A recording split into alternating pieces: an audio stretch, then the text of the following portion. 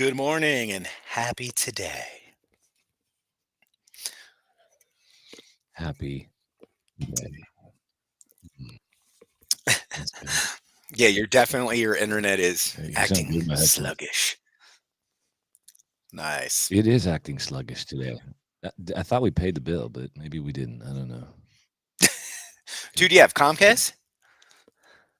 Yeah, I believe so. Xfinity, yeah, Huh. That's weird because usually their stuff's pretty solid. yeah. Wow. C'est la vizzle. Yeah. All right, so today's show, before we get started, we want to thank all of our sponsors. We want to thank Quantum Hmm. Expeditions, Quantum Hmm. Economics, Shield Folio, the Yeah. team at Bitcoin Live, and everyone in the Bitcoin Live family that has a show. Thank you for participating and watching and streaming. And today's topic is why Americans don't get Bitcoin. Dun, dun, Mm. dun. Oh yeah, Shield Yeah. Folio. That's their little ad right there. But yeah, why don't Americans get Bitcoin? And I think the main reason why is decimal points. Mm. Um, and Explain because that to America, me. yeah. So we'll just take a little step back first.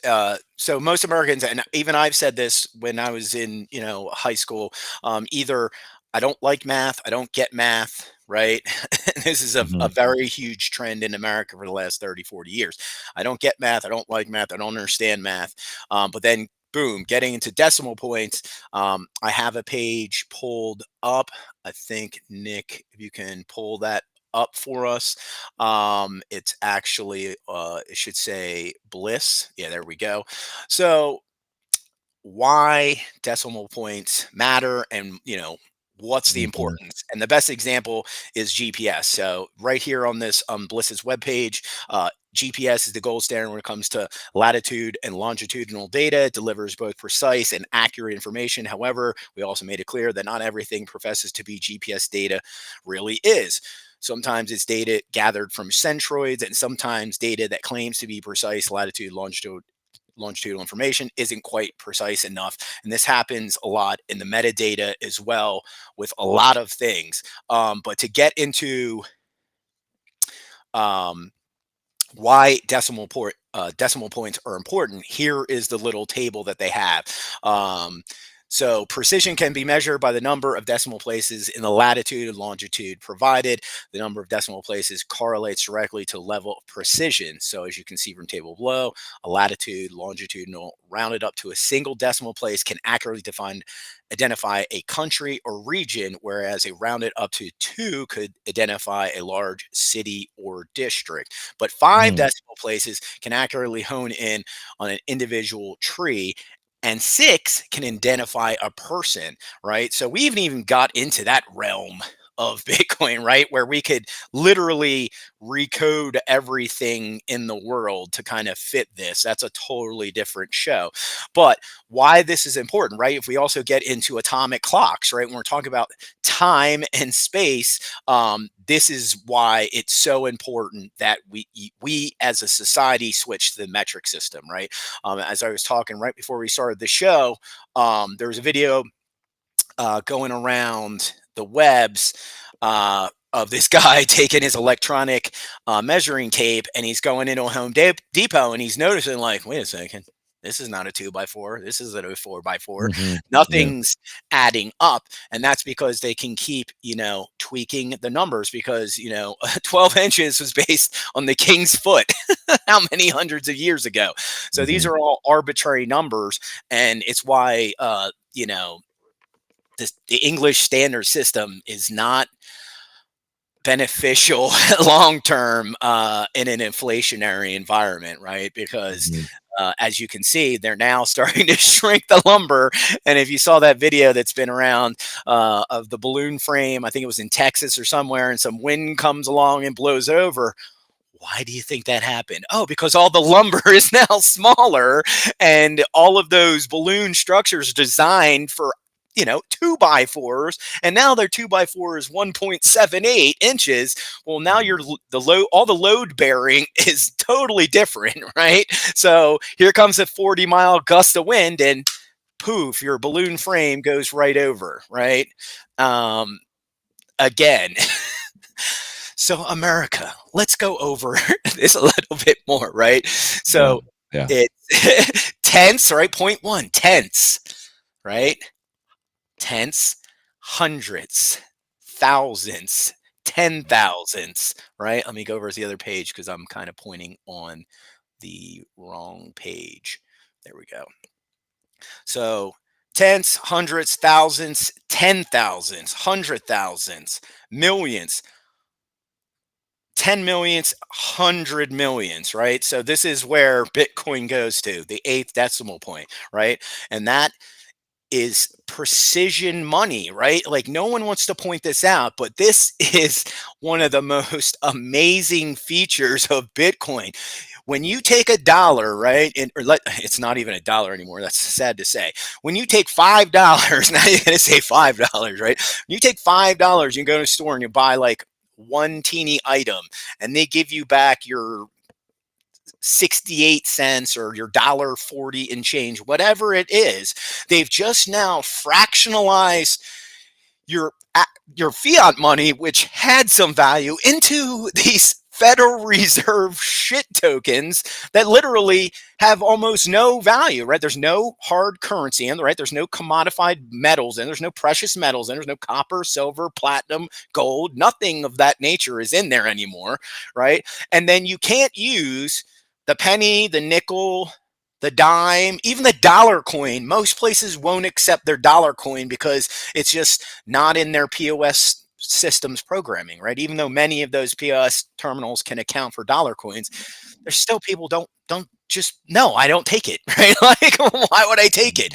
So now you have your paper money goes into this crappy money that literally sits in your car, sits in your bedroom container, jar, whatever, right? And it becomes almost useless. With Bitcoin, that never happens. You are literally paying to the precise exact amount, right? Not one penny more, not one penny less. Maybe I should say not one Satoshi more There you or go. not one Satoshi less. And Yeah. that is why Bitcoin is the most superior fucking money ever created. Period. Yeah. Decimal point, triple pun intended.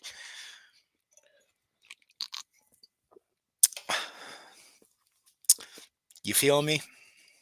Yes. I'm picking up what you're putting down. Wholehearted. So, It's a as lot to unpack. Americans, yeah, as Americans, if you don't understand point zero 0.01, right, which most Americans can break down a dollar, which is good, right? You can get to 100 units.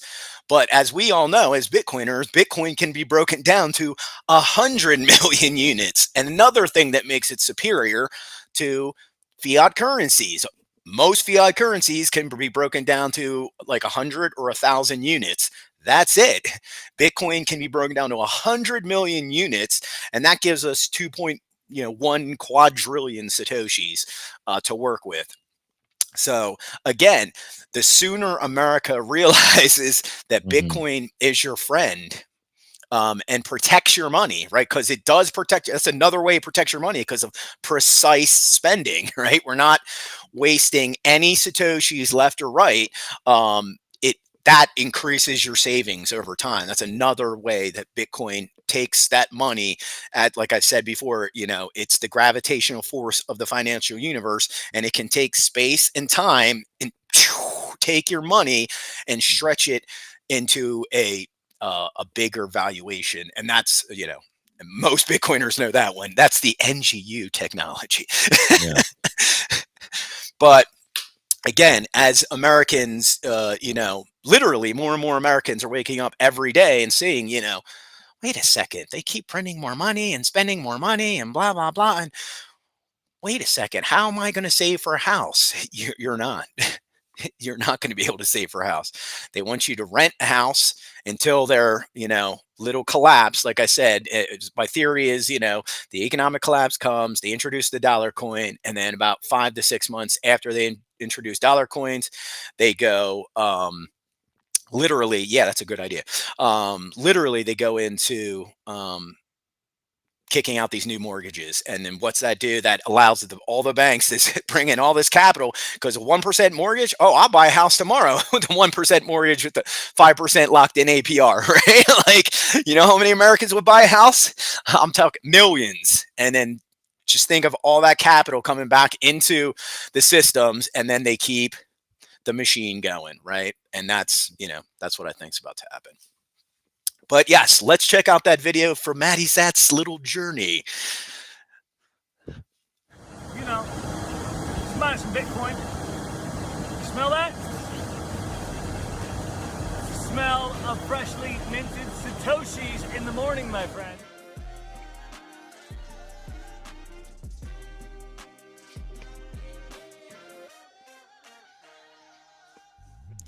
A6 in the morning.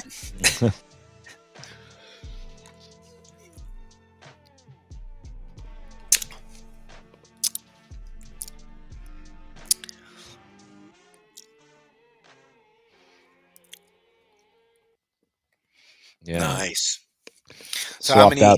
Swapped out the S19s for some S21s, brand new S21s, 19 new miners coming online there for Quantum Expeditions.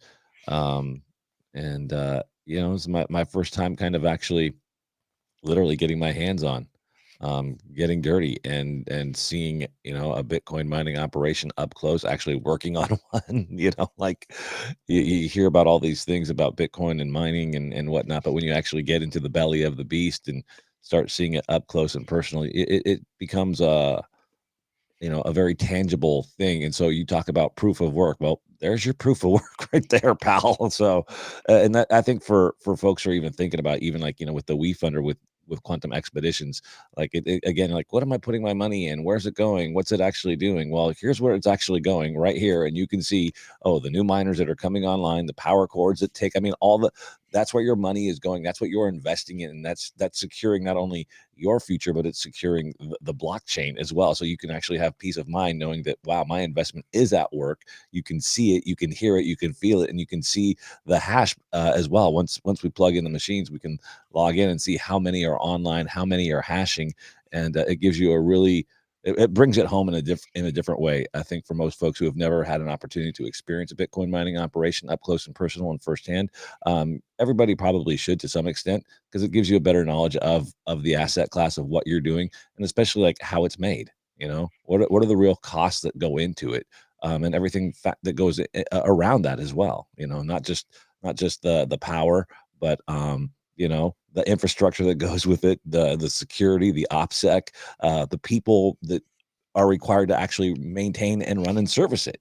There's a lot more to it than just me stacking sats and hodling at home. There's a lot more to it. So how many cargo containers do they have? Is it like 2 or 4? The one that I was at there was just one. Just so one. There was just one at the one location that I was at.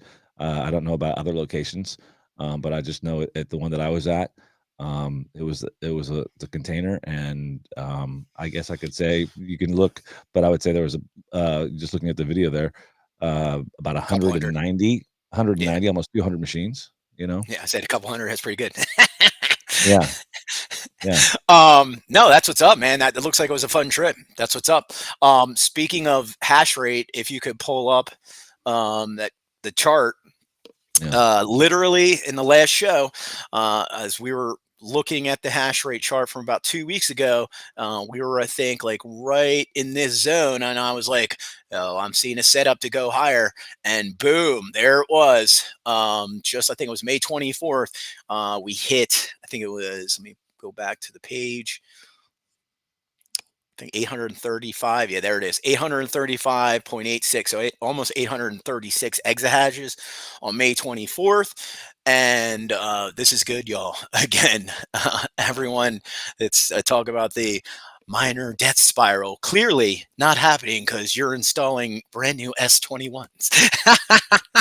Yeah.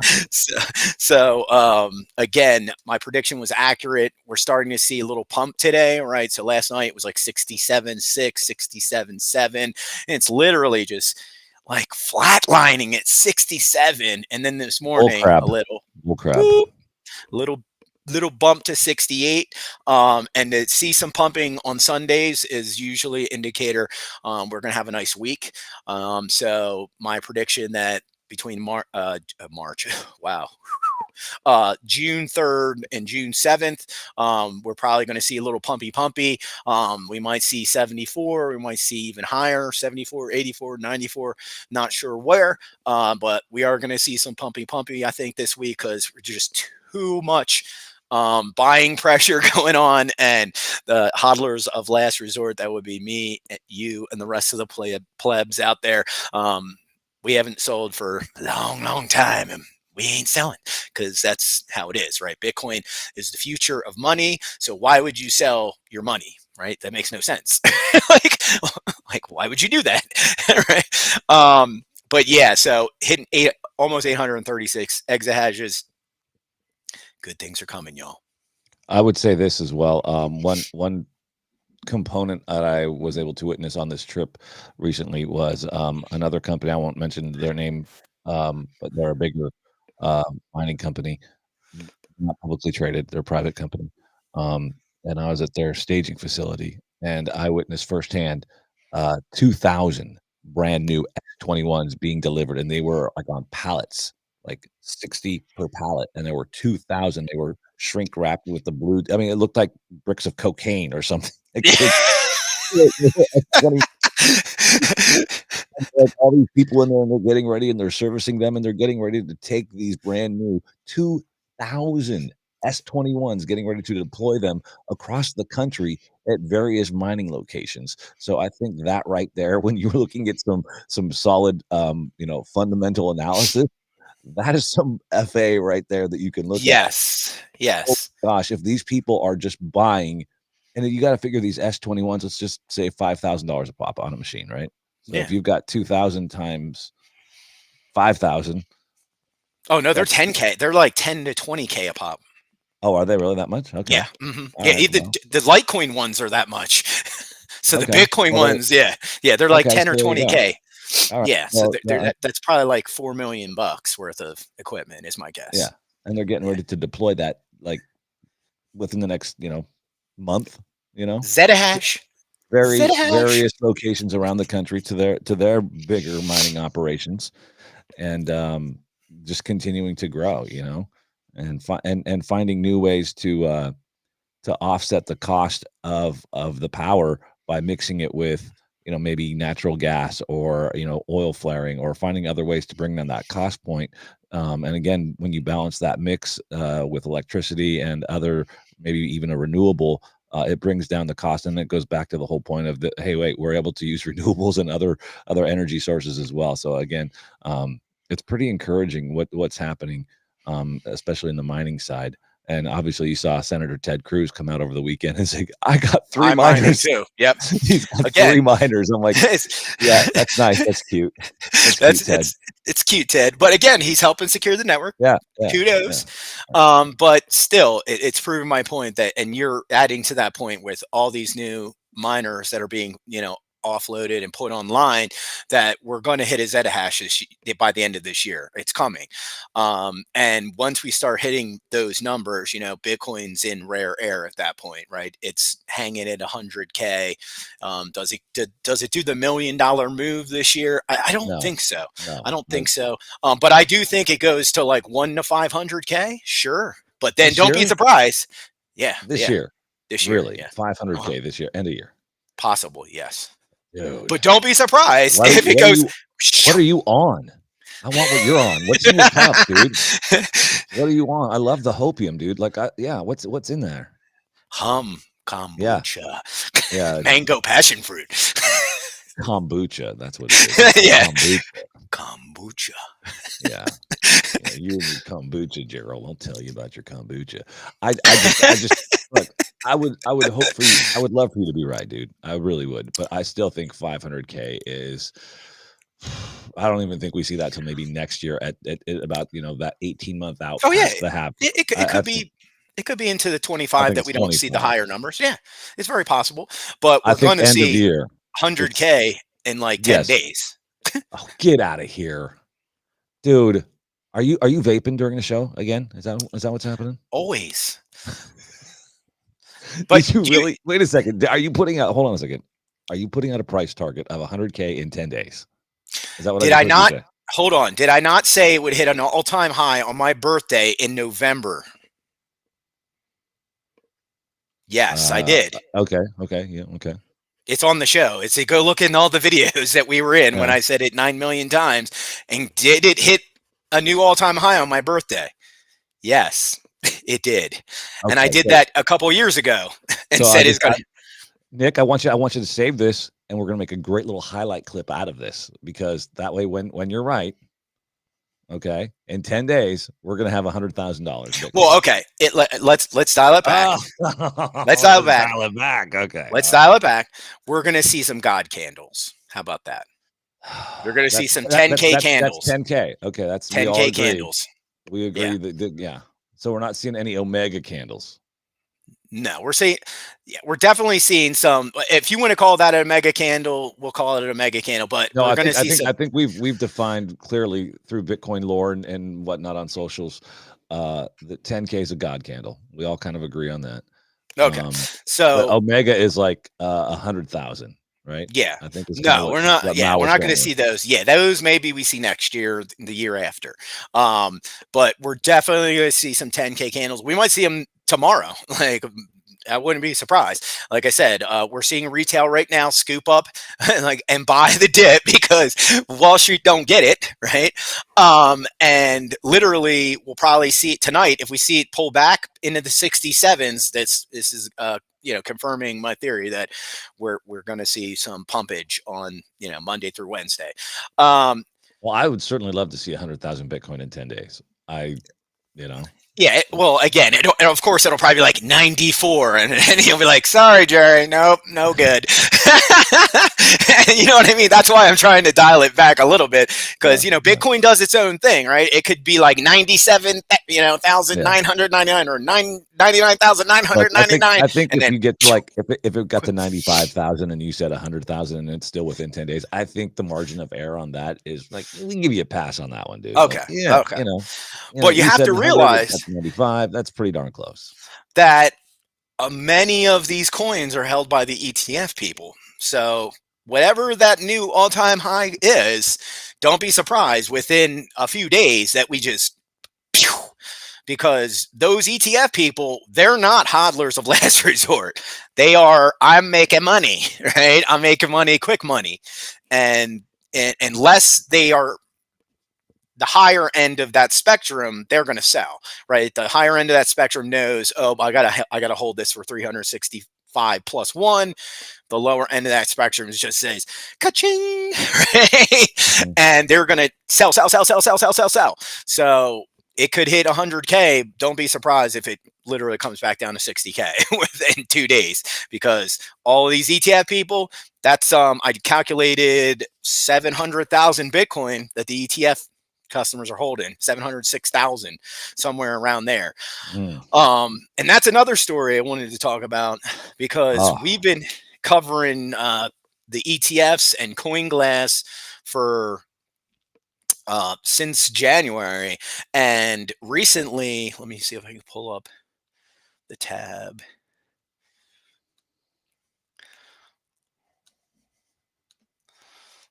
All right, so this is the tab.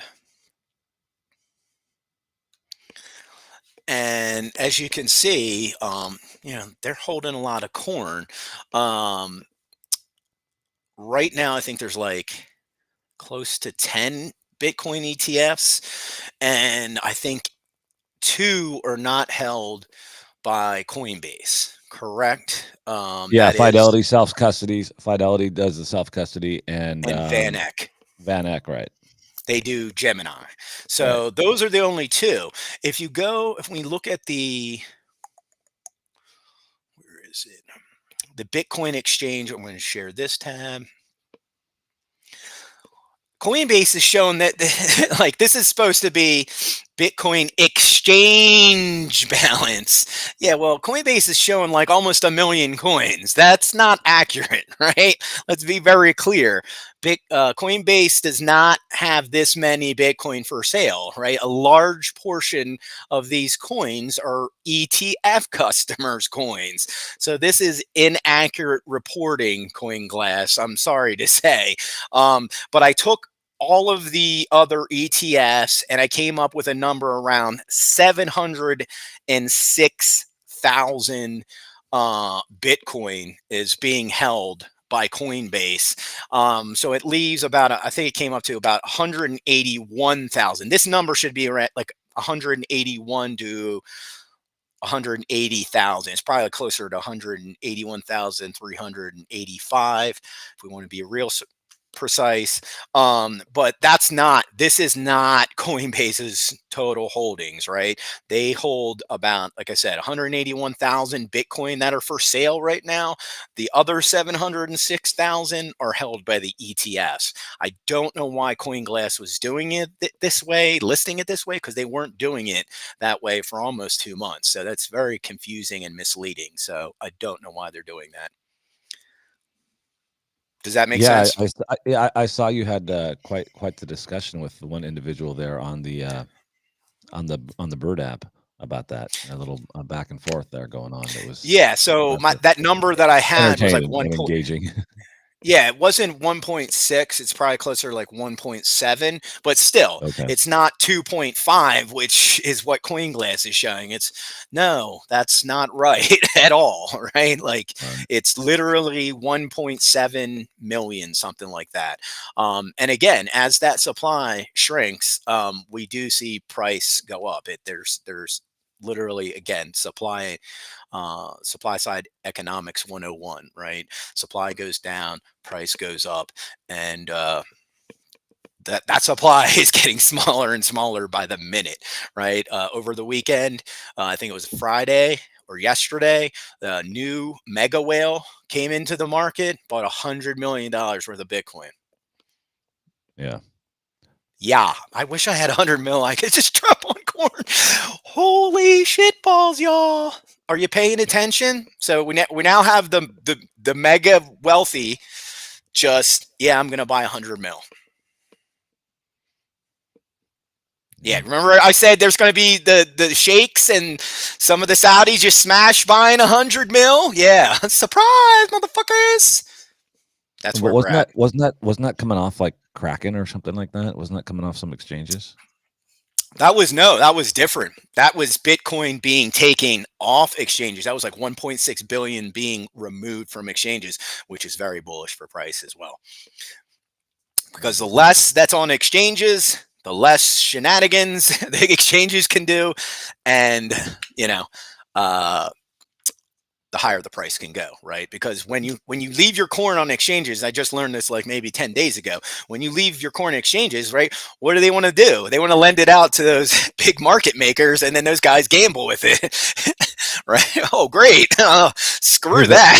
Here's a question here. The Inspired wants to know when do we see supply shock? And this much buying is when will number go up? When NGU? It's whatever. Oh yeah. Well, again, when do we see supply shock, Gerald? Yeah. So we're starting to see those same moves we started to see back in I want to say it's like pre ETF launch, right? Where Bitcoin was at like 15, then it went to 20, then it got back into the 30s, and then it sat around, I think it was like around 30 something for a while, right? 30s, and then we got to the ETFs, and then it got up to 40s, right? And then boom, right when we got to March, boom. So I was saying last month, I was saying June. I thought maybe the first couple of weeks of June because of the hash rate. So yeah, like I was saying earlier in the show, the next 10 days, we're going to see some 10K candles for sure.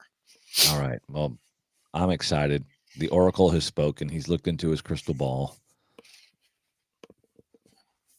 Yeah. And my other new prediction candles are on the way this week. All right. My new prediction is if Donald Trump gets booted from the Republican ballot, which could happen. There's a possibility.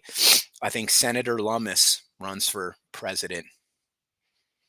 Boom. Yeah, did you see her tweet talking about how a president we need a president who understands Bitcoin? Like, what are you saying there, Senator? What are you saying exactly? Are you hinting? She was. So she's hinting that I don't think though that she has enough cachet. Yeah, Lummis. Yeah, Senator Lummis. Pull up the tweet. I think maybe I might have even retweeted it. Nick could probably find it. It's on her Twitter feed. She posted it, you know. Yeah. I love that she gets it. I mean, she's been a strong advocate for the asset for a long time.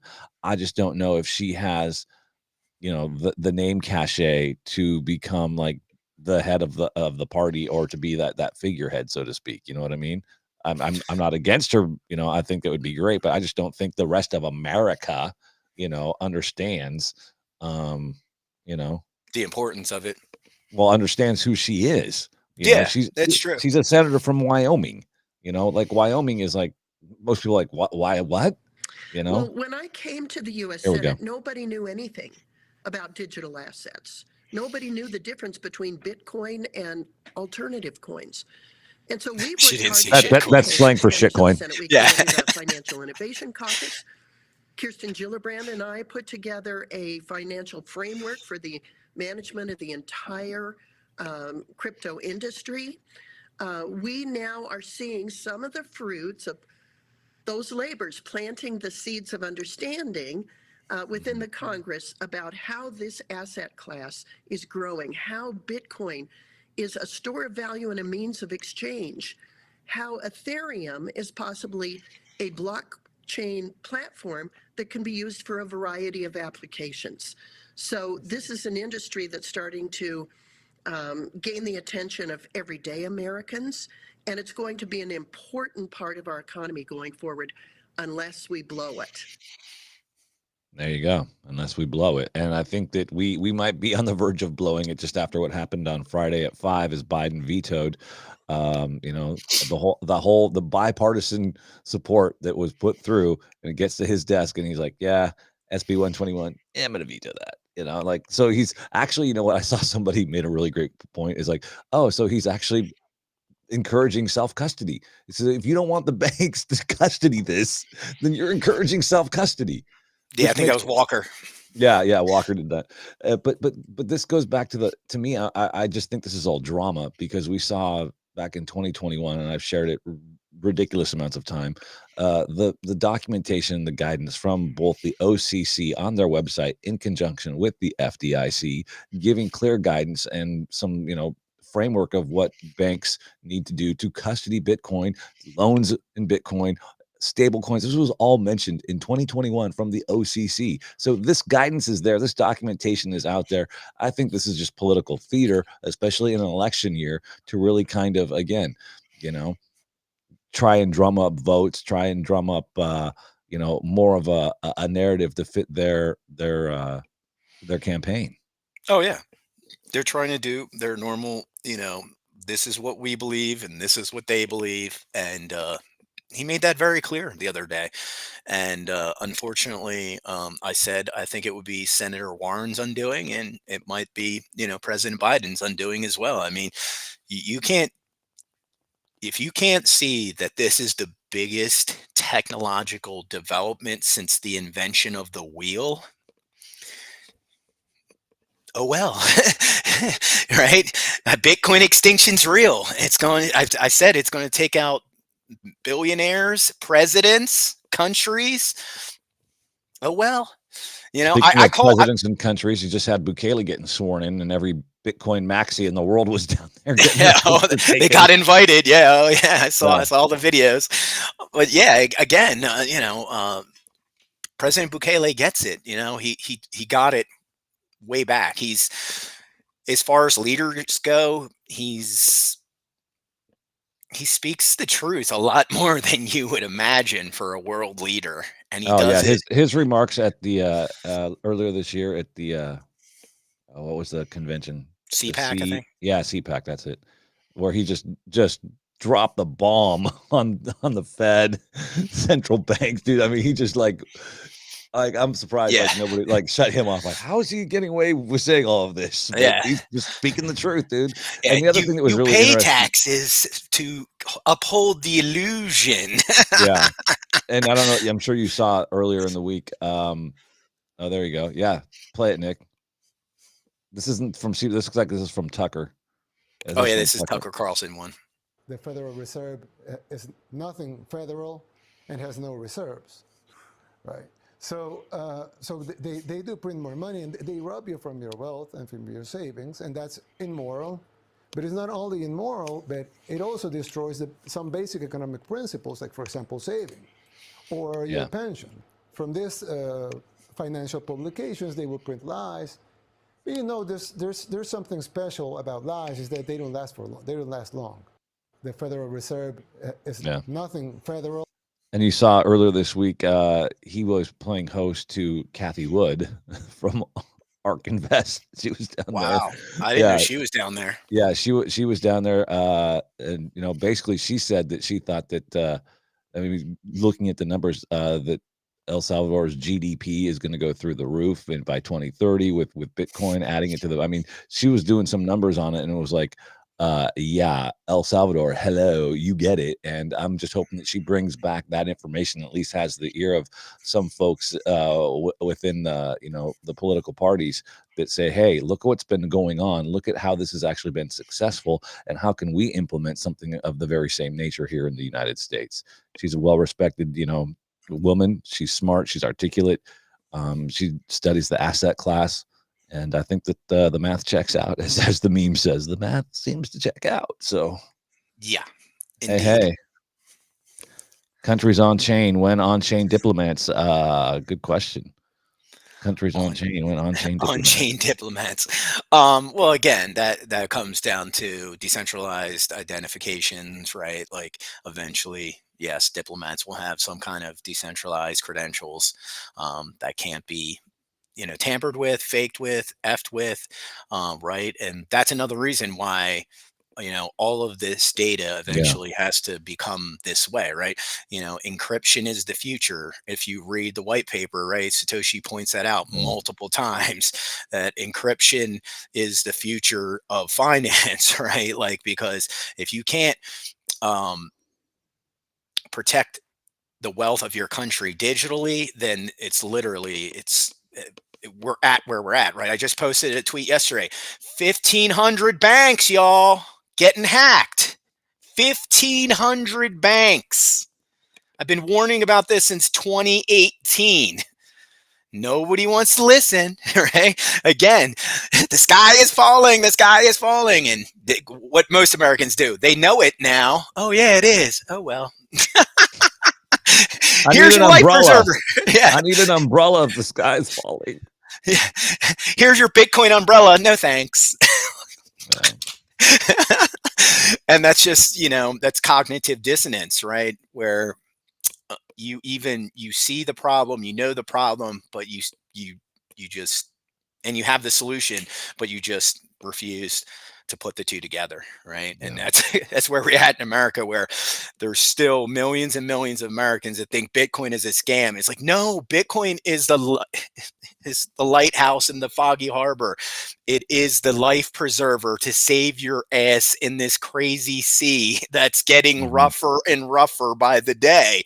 And Bitcoin even though people think it's volatile, it literally stabilizes that crazy ocean of volatility from everything else. And more and more people are starting to get that. Oh yeah, hackers target 1,500 banks and their customers and push to drain accounts across 60 different countries, right? And this is why I've been warning, you know, most of the banking world, with the exception of a few countries, does not use cryptography. Why do you think the UK doesn't give a crap for years about Bitcoin? Because their banking system's built on cryptography. That's why they're like, we don't give a shit. Because we've been using cryptography to protect our money. Oh, that's smart. Yeah, well, guess what? 60 other countries didn't do that. Surprise. So you're going into your bank account, right? There's these stories. Oh, this Chase customer had $200,000 in his business account. Poof. It's gone. Gone. Chase, where's my money? I don't know. FDIC. Yeah. This is why Bitcoin's important, y'all. This is why y'all need it. The other day, a friend of mine, an acquaintance,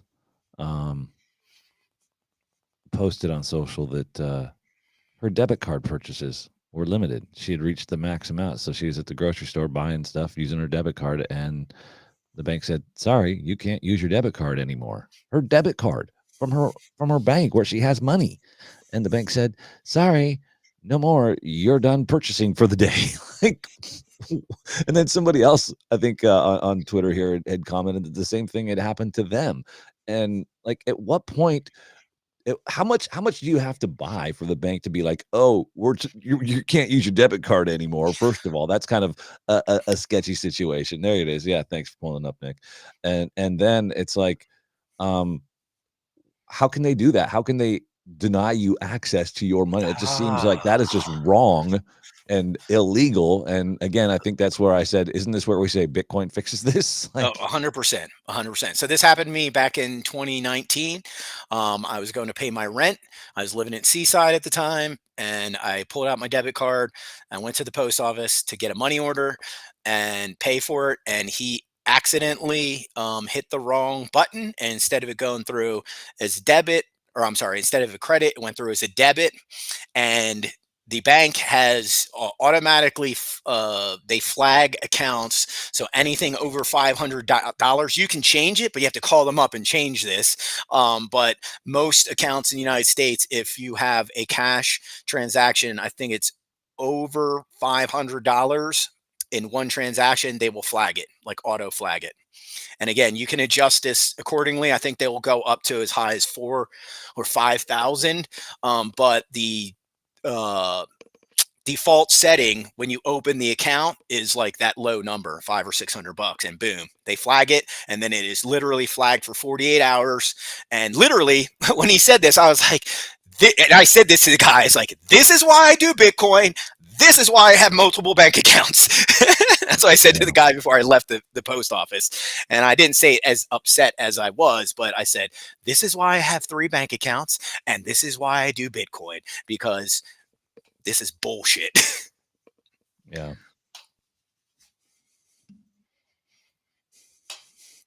But yeah, again, this is why you got to start saving in Bitcoin, y'all, because they can't touch your Bitcoin, right? No bank can say, oh, you've broke this rule today and now you can't touch it. And even if you didn't break the law, right? These are instances where none of these citizens broke the law. They broke an internal rule, right? Internal coding rule built into the bank's programming. That's all it is. And then, oh, I can't access my own funds. Nope, because not your account. It's the bank's account. Yeah. Again, that's kind of an issue. I mean, I just can't imagine you're at the grocery store, and I mean, I don't know how much she had spent on other things throughout the course of the day or whatever. So I don't know all the backstory. All I saw was the post that Nick shared there. But to me, that's an alarming situation to have yourself in, where you're like, I can't have access to my money. Like, I put it in the bank and I should be able to get to it like whenever I want and spend it. But now you're telling me that I can't, and that, I think, fundamentally is going to cause a problem for a lot of Americans, or just a lot of people around the world, period, whether you're American or you're a Swede or you're a Dane or you're in El Salvador, right? People need access to their money. They should have access to their money. It shouldn't be behind a firewall. There shouldn't be certain limitations or, a certain amount of transactions per day. Like, bullshit. This is my money. I work for it. I've been taxed on it. I should be able to use it pretty much however I want, within reason. Obviously, I'm not saying, hookers, cocaine, and child trafficking, because those are bad things. We don't want to be spending money on those things. So yes, you should probably limit access to those things, but for the most part, you should be able to spend your money on what it is that you want, if it's legal. Yeah. Again, going back to why the banks are especially American banks are in so much turmoil, is like we were saying, they're not using cryptography to protect their assets. And, as we stated in the last show, I got a notification from my bank saying that they're updating the digital terms and conditions of the agreement, right? Of my agreement with the bank. And then when I started to do the research, oh, here comes this new cryptographic wallet that they're going to introduce soon.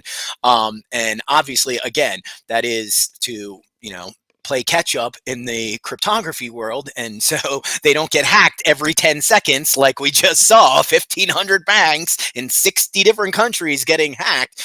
This will prevent that from happening. And again, I really want to see this wallet because I want to know what else it can do. But if you do have the capabilities of transferring funds out of this wallet and into your own wallet, I would take full advantage of that if you can do so. But it's coming, right? Like it's called Paze, right? PAZE.com. Everyone should go research it on your own, but the dollar coins are coming. This is a fact.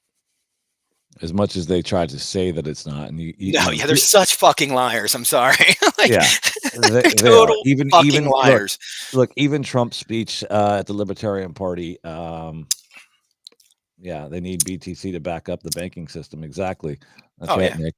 And even Trump at the Libertarian convention last week, saying, I will not allow the creation of a central bank digital currency. You can say whatever you want on the campaign. Yeah, of course. You can say all you want, bro. Yeah. And get your voters all hyped that you're their good guy.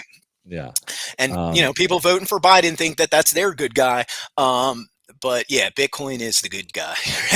Well, and to Nick's point that he brought up here is that they need Bitcoin to collateral to back up the banking system. And I put together a piece and it's there on my Twitter, Nick, if you wanted to pull it up, exploring the role of Bitcoin in securing the U.S. dollar. And I know this is a topic that Gerald and I have discussed ad nauseum, but again, I just went through and kind of try to do like an Eli 5, if you will, explain like I'm 5, just the role of Bitcoin securing the US dollar and the diversification of reserves is one, obviously. And they're just kind of going through, how Bitcoin and blockchain technology actually help secure the dollar, decentralization and inflation hedge and so on. So I would encourage anybody interested, check it out again, how Bitcoin actually secures the dollar and why it is going to be so important, especially in the world of central bank digital currencies. As the dollar becomes devalued, we're seeing already, the dollar being gutted, right? And the moves that the current administration is taking right now to continue to devalue the dollar and gutting the dollar. I think Peter Saint-Onge did a great video just the other day about some of these policies that are being enacted by the current administration that are going to gut the dollar more and bring more pain to the American families across the fruited plain, if you will. Do you have that video by any chance? I do have it on. Let me go back. It's let me pull it up here. If you're not following Saint-Onge, he's one of the best, man. He was down there with Bukele hanging out, rubbing shoulders, hobnobbing. Oh yeah, I saw him down there taking videos. I think he took the one video of Bukele's daughter saluting the special forces. Forces. Yeah, that was cute. She's a little cutie. Yeah. Let's see. I'll just keep going back here. Gosh, I post so much crap. I'm sorry. No, I get it. I do it too. Here it is. Oh, here it is. Let me find it. Here it is. I've got it, Nick. If you want to pull it up on my screen, and I don't, he's got like it's a 4 minute. Yeah, it's a 4 minute. Here we go. Eventually destroyed, starting with Biden seizing Russia's sovereign central bank dollars. An idea so bad for the dollar, it has to be on purpose. So are they doing it on purpose? And what if they are?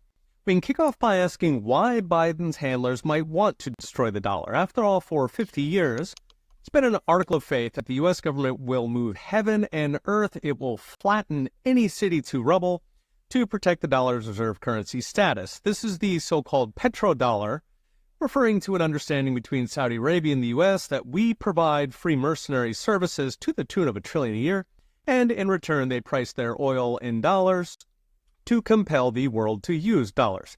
Copy and paste across 100 countries and voila, Everybody uses the dollar for the low price of $1 trillion in U.S. military spending and, of course, several 100,000 dead American boys, as well as the occasional coup when somebody steps out of line and proposes, say, a gold-backed dinar.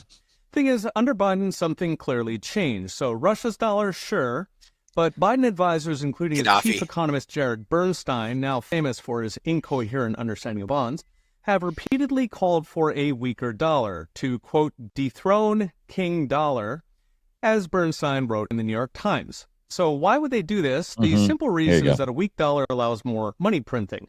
After all, if you put an extra $2 trillion a year to cover deficits and the other guy does not, then your currency will get weaker. There's too much of it floating around. Still, there's a second reason for intentionally gutting the dollar, because a cheap dollar makes exports cheap. So this partly cancels the mountain of activist-driven taxes, regulations, and mandates that are crushing American production, with the Biden administration piling on new ones every month. So I mentioned in a recent video how manufacturing regulations alone cost between $25,000 and $50,000 per worker, making it essentially impossible to make things in America and compete. Of course, they could repeal the tax hikes, regulations, diversity mandates, and global warming dictates, but that would drain government spending, and of course it would offend diversity environmental activists. So instead, just gut the dollar. Problem, of course, is that a cheap dollar can neutralize the burden for exporters, but your own people get shafted. Yep. To illustrate, if you used to sell toasters for $20 and the government forced that up to 40, you can slash that back to 20 if you got the dollar. 20 overseas, but it's still 40 here at home. So Americans still full price, even if it's back down to 20 in China. Meanwhile, of course, a cheap dollar sends prices soaring for gas, food, commodities, and import prices from fresh fruit to inputs like microchips from Taiwan. But at least your exporters got a bailout. Shame about the formerly middle class. So what's next? Brought to you by Unchained.com. If the U.S. has, in fact, embarked on intentional de-dollarization, it will not be gutted overnight. After all, reserve currencies are shelter in the storm, and there are quite a lot of storms going on in the world at the moment. But we know what eventually comes, a potential 30% or greater devaluation of the dollar as spare dollars come flooding back to America. Foreigners are no longer holding them on ice. That would potentially drive 50% plus inflation, starting with food and gasoline. If that happens, it could be the worst disaster since the 1930s, with the clowns in Washington apparently cheering it on. Okay, we'll be watching. See you next time. Yeah. Wow. Yeah. Wow, Be that's smart, a lot be to safe, unpack. stack sats, hodl. Yeah, stack more sats. I'm buying some more He's one of Bitcoin the right best. after the show. If you're Oh, I not love him. following, yeah. Peter, you got to follow him. He's one of the best. He's super smart, and I love his content. So shout out to him. But yeah, I think that's exactly what we're seeing, and I think Oh, that it's not going to be good. yeah, it's not. And something I caught on wind the other day, and nobody's talking about this one. So the government paid $500 billion in debt down the other day, and then the next day, guess what the banks reported? $500 billion loss. So literally, our payment. Zero. Yeah, good job, America. Zero. Great job. Good stuff. Yeah, so literally all that money we just paid was the banks lost in the first quarter. Awesome. Great job. So yeah, my prediction that October the stock market is going to collapse this is not me being hyperbolic. This is just patterns, right? I've seen this. Me and MattySats are both Gen Xers. We've seen this the most in our lives, right? We've seen it. I think we've seen it. What is it? Like, I was born in 74. I think there was one in 74. Then we go, what is it? 74, 87, 2000. Yeah, 87, 2000, 2007 through 9, 2020. So I've seen like 6 or 7 of these very close up. It's an election year. I'm looking at commercial property bubble. I'm looking at now also residential bubble forming at the same time as the commercial bubble, right? And they're still when playing. you hold on a second, when you say residential bubble, are you talking about people that are going to default on their mortgages? Is that the bubble you're talking about, or? I just Correct. want to make sure. Okay, all right. Yes. Yeah, Yes. I do agree. I do think that, you know, we all kind of know that the interest that's going to be serviced on these loans for, especially with CRE and the KRE, is going to be mammoth, and that is still something, like you said, all that comes due third and fourth quarter of this year, and nobody still is like really paying attention to, you know, like the Nope. commercial real estate. I think Not at all. that still is the big canary in the coal mine. Once that goes, and I think that happens, like you said, you know, Q3, all bets are off, and it could be very, very painful. Yeah, and For lots of even people. Bitcoin will take a hit. Although I think it'll be short-lived, it'll take a hit as well. But realize that, you know, it's an election year, right? I'm seeing the commercial bubble form for a couple years now. I'm seeing the residential bubble in its, like, not early stages, in its mid stages, and again, October, it's like they set this up like almost every 7 to 10 years to do it this way. And again, I'm not going to be shocked when the stock market, it's either October, November, rarely December, because they don't like effing up Christmas. Um, but if you look at the last major one, was 2020 and 2008, and those were both election years, right? So again, don't be surprised, don't be shocked. And I know someone saying, bring on the CBDCs. Well, they're coming, right? Like, this is an inevitability. They're going to keep saying I that don't they know don't have. why anybody would be like an advocate for a CBD. Like, why? Yeah. Why are you? Explain to me, Elizabeth Warren, why you are an advocate for a CBDC. There's so much potential that could go wrong as far as the CBDCs, when they can put limits on your money expiring. If you thought what my friend posted on social was bad, that she couldn't have access to her bank account, her debit card, guess what happens when they put limits on your money, and your money expires like milk in the fridge, and you didn't use it, and you can only use it, oh, guess what, on the certain things that you have a social credit score for, right? Yeah. Oh yeah, oh, you got flagged. social score. Yeah. Yeah. Oh, you can't spend it on red meat, or you can't spend it on your vegan food, or you whatever. had 4 steaks this week. You can't go to California. Yeah, exactly. You're cut off. And so I think that is a very, very scary potential of what could happen. And Well, I let's think get scarier. I think really, though, you know, folks like McHenry in Congress, folks do get that. Smart people do realize that there's a massive threat there.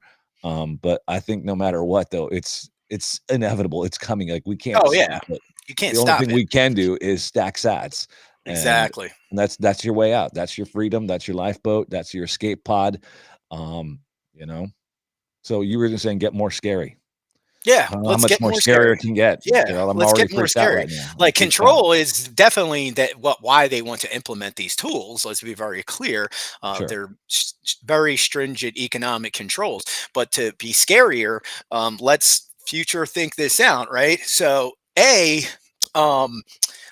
government is not good at building technology, right? This is just a fact, right? So let's say the government builds a stable coin, okay, and then it works for like 6-7 months and everything's going good, but then these hackers come out of nowhere and steal all your stable coins. Oh, there goes your economy, and it's in the shitter, and now we're literally in a massive fucking civil war because your shitty stablecoin that you swore was going to be the best and the most secure and the safest and all this, that, and the other thing, and it's actually a centralized piece of shit, and it literally gets played, right?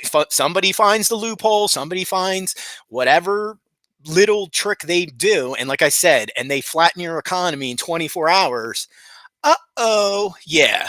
Well, I certainly hope that you know, even if whoever is working on it from the government standpoint, designing the whatever network it is, that they would have at least been smart enough to, you know, protect the network or make it so that it couldn't be hacked. But I think that again goes back to the beauty of Bitcoin and being truly decentralized, that it's never been hacked. It's never been attacked successfully. It's just not going to happen. Because it's based on cryptography, right? Like Yeah. that's the whole point. Is it's like its underlying protocol is based around SHA-256, and like going back to pays, that's why they're all starting to realize we have to go into this cryptographic universe for finance, or we'll get all of our money fucking taken every other day. Facts. Do you know how many firewalls some of these banks have in front of their, literally in front of their applications and their customers, and to stop hackers? 20 to 40 firewalls, and they still get through them. Mm-hmm. Yeah. So this is why Bitcoin is vital, y'all. It protects your money as correct, and it secures your future, because that's the one thing, as somebody with a degree in political science, no matter how much the state tells you that they will protect you and take care of you, bullshit. Bullshit. Right? They were more than happy to give you out that free money, and now that everyone's struggling, where's that free money now, motherfuckers? Where's that free money now? Oh, you can't have free money now because we fucked it all up with our silly games and our silly interest rates. And now who's going to save the day? The Bitcoin community. Yeah, that's going to who's fucking saving the day. How much? You know how much money the fucking ETFs already sucked up? A shit ton. Yeah, record amount. And now, and who said that shit? You and me. I said billions of dollars were going to come into this ETF. Hashtag correct. And this is why it's protecting the dollar as we speak, and been protecting the dollar for the last 10 years. And any obfuscation, any attempt to put these walls around it, you expedite the death of the dollar at an exponential rate. So good job, Senator Warren. You're a fucktard. Let's end the show on that. Happy day. Happy day.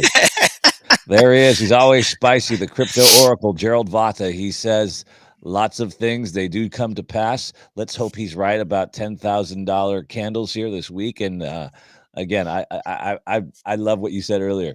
100K in 10 days. Let's go. Let's fucking go! I would love to see it. I don't think it's going to happen, but dude, I love your enthusiasm. I love your passion. I know you always bring the data and you always keep it spicy. So, yeah. Thank you so much, brother. And let's thank the team at Bitcoin Live. And again, our sponsors, Quantum Expeditions, Quantum Economics, Shield the Folio, and the team at Bitcoin Live. Nick, thank you so much, brother. Yeah.